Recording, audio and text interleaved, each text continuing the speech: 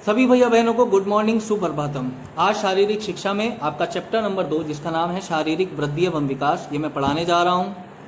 सबसे पहले हम इस चैप्टर में बात करेंगे वृद्धि की। वृद्धि जिसको हम इंग्लिश में ग्रोथ बोलते हैं और विकास को हम इंग्लिश में डेवलपमेंट बोलते हैं। तो इस चैप्टर का नाम ग्रोथ एंड डेवलपमेंट भी कहा जा सकता है। वृद्धि, शारीरिक वृद्धि का तात्पर्य व्यक्ति के शरीर के अंगों के आकार, ऊंचाई या फिर भार में बढ़ोतरी से है। सभी जीवधारियों का बढ़ना एक आवश्यक गुण होता है। इस प्रकार वृद्धि को प्रत्यक्ष रूप से देखा जा सकता है। देखिए, वृद्धि हमारे शरीर के आकार, लंबाई, भार में बढ़ोतरी को हम वृद्धि कहते हैं। वृद्धि को हम प्रत्यक्ष रूप से देख सकते हैं, हम नाप सकते हैं, तोल सकते हैं। वृद्धि दिखाई देती है कि इसकी हाइट बढ़ गई, इसका वजन बढ़ गया, ये हम देख सकते हैं। वृद्धि एक निश्चित समय सीमा तक होती है, यानी बॉयज़ में लगभग 21 साल की उम्र और गर्ल्स में लगभग 18 साल की उम्र तक वृद्धि होती है। उसके बाद हाइट नहीं बढ़ती है। वृद्धि अचानक नहीं होती। वृद्धि एक निश्चित टाइम इंटरवल यानी एक निश्चित समय अंतराल से धीरे धीरे होती है। लेकिन अगर हम बात करें विकास की, विकास का क्षेत्र वृद्धि से अधिक व्यापक है, क्योंकि वृद्धि विकास का ही एक भाग है। विकास का अभिप्राय व्यक्ति की क्षमता एवं व्यवहार के परिवर्तन में है।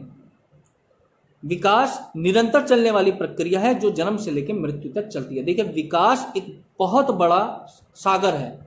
विकास में हमारे गुणों का परिवर्तन आता है। जैसे हमने क्लास 9th पास आउट की, हम 10th में आए तो हमारे गुणों की वृद्धि हुई, हमारा विकास हुआ। जैसे हमारी अस्थियों का, एक बालक की अस्थियों का लंबाई का बढ़ना, उसको बोलते हैं वृद्धि। लेकिन अस्थियों का मजबूत होना, इसको बोलते हैं विकास। एक वृक्ष की लंबाई बढ़ना, हाइट बढ़ना, उसको वृद्धि बोलते हैं। लेकिन वृक्ष की तनों का मजबूत होना, उसकी जड़ों का मजबूत होना, उसको विकास बोलते हैं।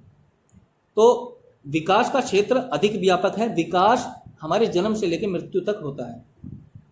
हम अपनी आखिरी श्वास तक अपनी लाइफ में कुछ ना कुछ जरूर सीखते हैं, और इस सीखने की प्रक्रिया को ही विकास कहा जाता है। यानी हम अंतिम श्वास तक, जब तक हमारी मृत्यु नहीं होती, हमारा विकास होता रहता है। अब वृद्धि और विकास में अंतर की अगर हम बात करें तो वृद्धि को प्रत्यक्ष रूप से देखा जा सकता है, जबकि विकास को मापना कठिन होता है। विकास को नहीं माप सकते, हम विकास को सिर्फ महसूस कर सकते हैं। अगर हम सोचें कि हमारा विकास कितना हुआ, 9th के रिजल्ट पे डिपेंड होगा, नहीं। रिजल्ट सिर्फ आंकड़े हैं। हमारे अंदर कितनी काबिलियतें हैं वो कभी पेपर्स पे हम शो कर ही नहीं सकते। तो विकास को मापना बहुत कठिन है, उसको सिर्फ महसूस किया जा सकता है।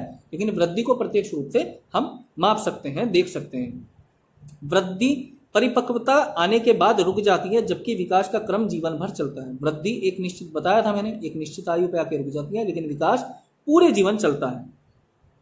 वृद्धि प्रयास रहित स्वाभाविक प्रक्रिया होती है, जबकि विकास प्रयास सहित एवं सुधार परक होता है। देखिए, वृद्धि के लिए हमें कोई प्रयास नहीं करने पड़ते हैं, नेचुरल होती है। लेकिन विकास हमें अपनी समझ को, अपने गुणों को बढ़ाने के लिए हमें प्रयास करने होते हैं।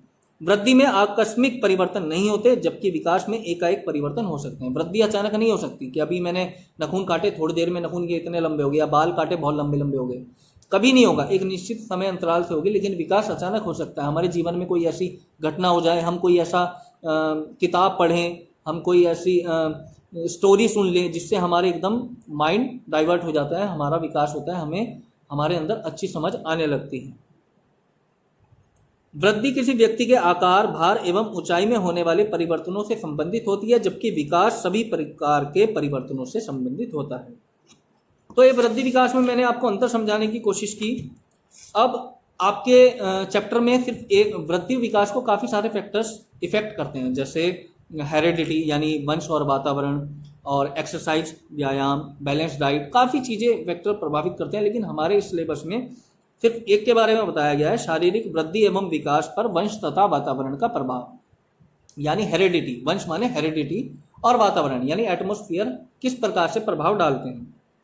देखिए, वंश, हमारे अंदर बहुत सारे गुण, हमारे पैतृक गुण हैं, हमारे पितरों से, हमारे बड़ों से मिले हैं। जैसे हमारे परदादा जी की हाइट अच्छी थी, दादाजी की हाइट अच्छी हुई, पापा की हाइट अच्छी हुई, तो ऑटोमेटिकली हमारी भी हाइट अच्छी होनी है। 1-2% का कहीं अपवाद रहता है, लेकिन मोस्टली यही चांसेस होते हैं।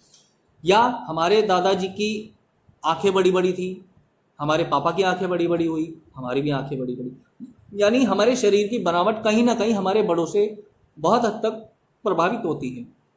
ऐसे ही हमारे गुण, हमारी सोचने समझने की स्थिति, हमारी आदतें बहुत हद तक हमारे बड़ों से मिलती हैं। तो यानी कहीं ना कहीं वंश हमारी वृद्धि और विकास पे प्रभाव डालता है। ऐसे ही वातावरण की बात करें, हम कैसे माहौल में रह रहे हैं। देखिए 1-2% का अपवाद हर जगह रहेगा।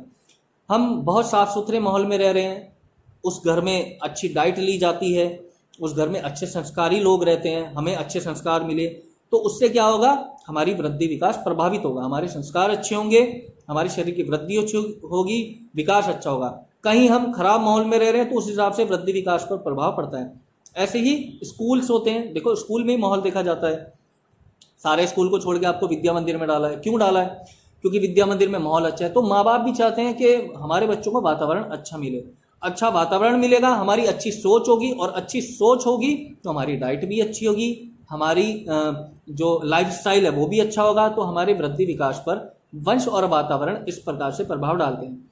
देखिए इस चैप्टर से संबंधित मैंने आपको क्वेश्चन आंसर और इस चैप्टर की PDF इस वीडियो के साथ ग्रुप में डाल दी है। अगर आपको कोई प्रॉब्लम आती है आप मुझे कॉल या मैसेज करके पूछ सकते हैं।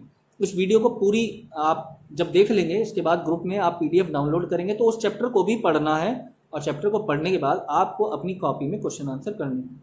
कोई प्रॉब्लम आती है आप मुझसे कांटेक्ट कर सकते हैं। आप घर में रहिए, सुरक्षित रहिए, और ऑनलाइन स्टडी को बहुत अच्छे से मन से कीजिए। कोई आपको परेशानी आती है तो आप मुझसे किसी भी टाइम कांटेक्ट कर सकते हैं। Thank you.